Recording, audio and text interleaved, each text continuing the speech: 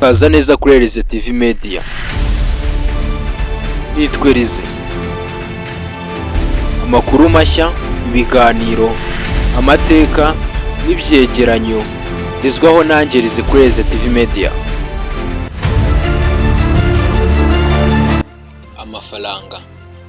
Amafaranga benshi barayazize, ayandi barayarwanira, abandi barwana intambara nyinshi cyane z'ubutita, harimo guteranya intambara hirya no hino, abandi batangira kwishyuranamo, abandi barivugana, abavandimwe baramarana, isi yose ijya mu bibazo kubera amafaranga.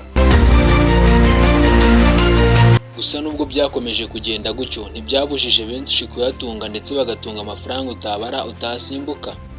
Ku isi abatunze miliyari y'idolari ntibarenze ibihumbi 3 gusa. Nawe bibaze kubara umuntu umwe, 2, 3 ukagera ku bihumbi 3 bitunze miliyari y'idolari. Mu bantu batuye isi barenga miliyari 7.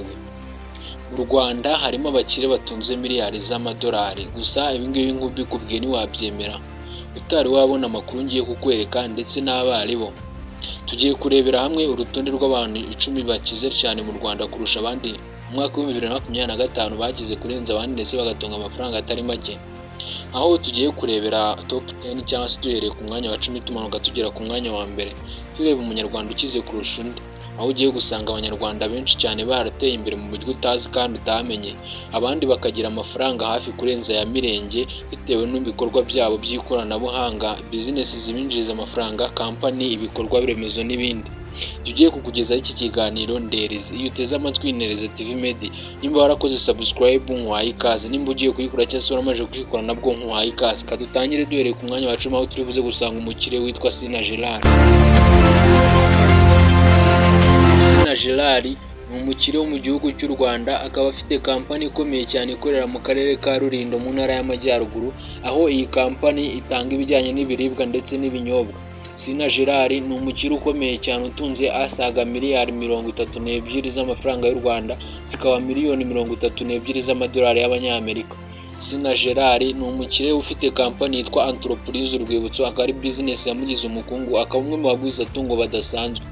Sina Gerard kandi ikindi wamumenyaho ni uko uyu nguyu Sina Gerard afite amafaranga menshi cyane akomoza mu bintu bye bitandukanye agenda akora hirya no hino bitewe na kampani agenda acuruza ku mpande zombi.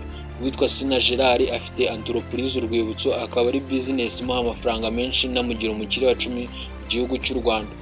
Gusa nubwo ibingibi ariko bimeze nk'aho ibyo bidahagije, Sina Gerard afite kampani nyinshi cyane zitandukanye hirya no hino mu gihugu ndetse no hanze yacyo. Gusa nubwo Entreprise Urwibutso ariyo yamamaye cyane, bikorera bimwe mu bintu bitangaje cyane ndetse bikunzwe, harimo amaji, ibimakeke, ibiribwa, amabiswi n'ibindi.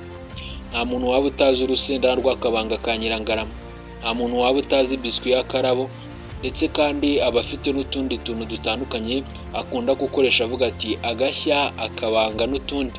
Ngo akaba ari umukiza ku mwanya wa 10 yitwa Sina Gerard. Umwanya wa 9 turaza kuhasanga umukire witwa Twahirwa Dodo, akaba ari umugabo ukomeye cyane ufite amafaranga atari makeya, akaba umwe mu bagabo bafatanyije na Excellence Paul Kagame, bagafatanya n'abandi bantu bakomeye cyane barimo James Kabarebe mu rugamba rwo kubohora igihugu. Akaba ari umugabo rero waciye mu gisirikare, yaba umugabo ukomeye cyane. Akaba ari umugabo kandi ufite kampani ya RFTC, akaba ari kampani ishinzwe gutwara abagenzi mu mujyi wa Kigali ndetse no hirya no hino mu ntara. Twahirwa Dodo kandi akandi kantu wamumenyaho ni uko afite kampani ya Ritiko. Uyu niwe nyiri kampani ya Ritiko mu gihugu cy'u Rwanda. Kampani ya Ritiko nayo akaba ari Twahirwa Dodo. Twahirwa Dodo rero akaba afite akayabo k'amafaranga asaga miliyoni 49 z'amadolari y'Amerika, aho arusha miliyoni 17 zose uwitwa Sina Gerard. Ku mwanya wa 8 rero turahasanga umukire witwa Rusirare Jacques. Rusirare Jacques ni umwe mu bagabo nanone bafite amafaranga menshi cyane, aho yagiye yihiringa bigoranye, akomeza agenda akora business zitandukanye ntoya, aza no kwaguka kugeza ubwo ashinze kampani cyangwa business ikomeye cyane ikora amarange yamamaye ku izina rya Amekikolo. Uyu rero akaba ari umugabo nanone ukomeye cyane, akaba aza ku mwanya wa 8 mu bakire bo mu Rwanda, akaba yitwa Rusirare Jacques, akaba atunze akayabo kasaga miliyoni 62 z'amadolari y'abanyamerika. Ku mwanya wa 7 turaza kuhasanga kuhasanga umukire witwa Nyakwigendera Bertrand Makuza n'umuryango we.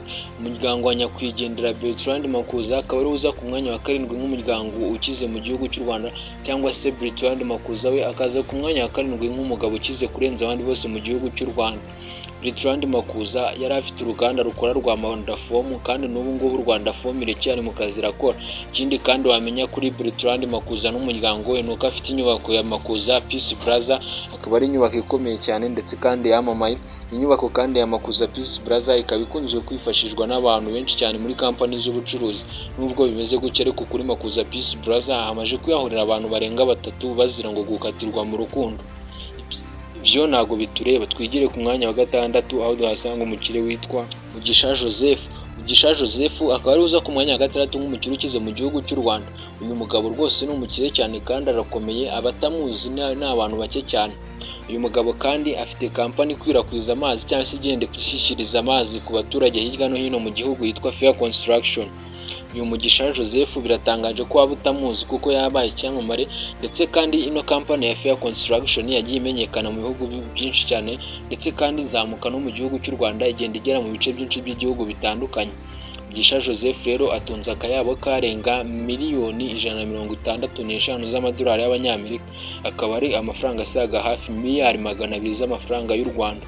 Ku mwanya wa gatanu rero ari no tugiye gukomerezaho, tugiye kuhasanga umukire witwa Hotari Sekoko. Hotari Sekoko akaba ari umukire nanone ukomeye cyane uza ku mwanya wa gatanu. Uyu Hotari Sekoko ni umukire wubatse inyubako ya Kigali City Tower, akaba ari nayo nyubako ya mbere mu gihugu cy'u Rwanda kandi ndende. Inyubako ya Kigali City Tower ikorerwamo business nyinshi zitandukanye ndetse n'ibindi bikorwa by'ubucuruzi. Hotari Sekoko rero akaba afite amafaranga asaga miliyoni 242 z'amadolari y'abanyamerika. Ku mwanya wa kane turaza kuhasanga umukire witwa Hotari Sekoko. Hotari Sekoko akaba ari umukire nanone ukomeye cyane uza ku mwanya wa gatanu. Uyu Hotari Sekoko ni umukire wubatse inyubako ya Kigali City Tower, akaba ari nayo nyubako ya mbere mu gihugu cy'u Rwanda kandi ndende. Inyubako ya Kigali City Tower ikorerwamo business nyinshi zitandukanye ndetse n'ibindi bikorwa by'ubucuruzi.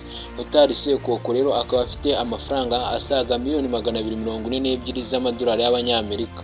Ku mwanya wa kane turaza kuhasanga umukire witwa Gatera Egide. Gatera Egide ni uza ku mwanya wa kane nk'umukire ukomeye cyane mu gihugu cy'u Rwanda. Gatera Egide afite amasitasiyo menshi cyane, ndetse kandi igihugu cy'u Rwanda cyose esanse gikoresha guturuka ku wa Gatera Egide. Gatera Egide ni umukire uza ku mwanya wa kane kuko atunze asaga miliyoni 282 z'amadolari y'abanyamerika. Ku mwanya wa gatatu turahasanga umukire witwa Rujugiro Philbert. Rujugiro Philbert ni umukire ukomeye cyane kuko afite kampani zitandukanye. Afite kampani ikomeye cyane mu gihugu cy'u Rwanda y'ubucuruzi yitwa Union Trade, akagira na kampani ikomeye cyane nanone mwamamye muri benshi yitwa Nakumati. Gatera Egide. Gatera Egide ni uza ku mwanya wa kane nk'umukire ukomeye cyane mu gihugu cy'u Rwanda, akaba afite kampani nyinshi cyane zitandukanye. Ikindi wamenya kuri uno mugabo Gatera Egide nuko afite kampani zigenda zikwirakwiza essence, peteroli hirya no hino mu gihugu. Uyu mugabo kandi Egide afite kampani ikomeye cyane igenda iranguza andi masitasiyo yose ya essence. Amasitasiyo yose ya essence abakorera uno mugabo Egide, ndetse kandi n'abandi bantu barangura essence bose biba bituruka muri kampani za Egide. Ku mwanya wa gatatu rero turaza kuhasanga umukire witwa Rujugiro Philbert, akaba ari umukire ukomeye cyane ufite kampani yitwa Union Trade y'ubucuruzi, akaba ari kampani ikomeye cyane mu gihugu cy'u Rwanda. Akagira n'indi kampani yambutse imipaka, akaba ari kampani yitwa Nakumati. Uyu mugabo akaba atunze akayabo kasaga miliyoni 352 z'amadolari y'abanyamerika. Aya ni amafaranga atunzwe n'abantu bake cyane ku isi ya rurema, aho usanga abantu bayatunze ari mbarwa ndetse abarirwa ku ntoki. Ku mwanya wa kabiri turasanga umugabo ukomeye cyane, akaba ari intore zirusha intambwe, bamwita Excellence Paul Kagame, akaba ari nyakubahwa wa Repubulika. Uyu mugabo akaba ari perezida w'igihugu cy'u Rwanda, akaba perezida ukomeye cyane ukunzwe n'abatari bake. Abaturage bayobora bitewe n'ibikorwa byiza bagezaho, ubuyobozi bwiza, demokarasi, umutekano n'ibindi. Uyu mugabo akaba ari Excellence Paul Kagame uza ku mwanya wa kabiri, akaba afite agaciro kasaga miliyoni 500 z'amadolari y'Amerika, akesha ibikorwa by'indashyikirwa, business, icyizere abaturage bamugiriye, ubuyobozi bwiza, demokarasi n'ibindi. Mbere yuko tugera ku mwanya wa mbere se urakeka ari nduza ku mwanya wa mbere? Ese urakeka umuntu uza ku mwanya wa mbere uri kumutekereza? Biragoye cyane kuko iri zina ngiye kukubwira ni ubwa mbere uryumvishe, kandi ushobora no gusanga utari warigeze uryumva mu minsi yose yagiye itambuka n'igihe cyose umaze ku isi uhumeka umwuka w'abazima. Ku mwanya wa mbere turasanga umuryango witwa Rwayitare Alex Family. Rwayitare Alex akaba ari umujura ukomeye cyane afatanyije n'umuryango. Uyu mugabo niwe wakoze ibikorwa by'indashyikirwa bituma azana andi mafaranga menshi cyane kurenza abanyarwanda bose. Uyu mugabo niwe wakoze igikorwa kiyoboye isi ndetse akaba n'ikintu cya mbere kiri gukoreshwa n'abantu benshi mu itumanaho, akaba yarakoze telefone cyangwa se ubwoko bwa telefoni bwitwa Telecel. Uyu mugabo Rwayitare Alex akaba ari umugabo ukunze kuba hanze y'igihugu akenshi na kenshi, akaba adakunze kuba mu Rwanda igihe kinini. Uyu mugabo kandi n'umuryango we bagenda baba hirya no hino batandukanye. Ino kampani ya Telecel yaramamaye mahanga yose kugeza ubwo yambukanyije n'imipaka iza kugera no mu migabane, abazungu bazi kuyikoresha kuturusha. Uyu mugabo Rwayitare Alex rero yatangije ino kampani yo gukora telefoni zo mu bwoko bwa Telecel, atangira abikesha guhozaho ndetse agenda akora ahereye hasi aza kuzamuka kugeza ubwo akoze Telecel. Aba ari na telefoni yamamaye mu isi hose, ikaba ikoreshwa n'abatari bake ndetse n'abaturage benshi cyane ndetse no muri nyobozi. Ino kampani kandi ni kampani ikomeye cyane kuko yinjije amafaranga adasanzwe, ikaza no kumugira umukire wa mbere mu gihugu cy'u Rwanda. Kampani ya Telecel yaje kumwinjiriza asaga miliyari 3 z'amadolari y'abanyamerika. Miliyari 3 z'amadolari y'amanyamerika, yego wumvishe neza, miliyari 3 z'amadolari y'abanyamerika. Akaba ari amafaranga atunzwe n'uwitwa Rwayitare Alex n'umuryango we. Iyi kampani ya Telecel yamamaje igihugu cy'u Rwanda ndetse benshi barabimenya bitewe n'uko yabaga ari iya Rwayitare Alex w'umunyarwanda. Iyi kampani irakomeye cyane rwose ya Telecel, nawe wumva kuba afite miliyari 3 z'idolari, kandi nyamara muri East Africa ntiwapfa kubona umuntu uyifite. Kugira ngo wumve ubwinshi bw'aya mafaranga, Diamond Platnumz, Justin Bieber, Shah Rukh Khan n'abandi bakinnyi bose b'abasitari mu Buhinde ba filime, Nigeria, East Africa, Africa n'abandi, ntiwapfa kubona umuntu utunze ano mafaranga. N'ibindi byamamare utekereza haba muri Amerika ndetse n'isi yose muri rusange ntibyigize bitunga kuri ano mafaranga. Nakubwiye ni abatunze miliyari y'idolari ku isi hose ntibarenze 3,000, gusa uno mugabo atunze miliyari 3, akaba arusha miliyoni nyinshi cyane abandi bose bamukurikiye, aho arusha Excellency Paul Kagame asaga miliyari 2 na miliyoni 500. Iki kiganiro rero ndereze, iyi Nereze TV Media, urasabwa gukora subscribe rwose kugira ngo ujye ubona n'andi makuru mashya, ibyegeranyo tunyuzaho, ibintu byose bigezweho ndetse hirya no hino, haba ubumenyi bwuzuye, ibyegeranyo, amakuru ya siporo, sinema n'ibindi. Dukomeza kukugezaho bino biganiro ndereze, iyi Nereze TV Media. Mugire ibihe byiza kandi Imana ibarinde. Kaza neza kuri Nereze TV Media. Nitwerize amakuru mashya, ibiganiro, amateka n'ibyegeranyo bizwaho nanjye Rize kuri Nereze TV Media.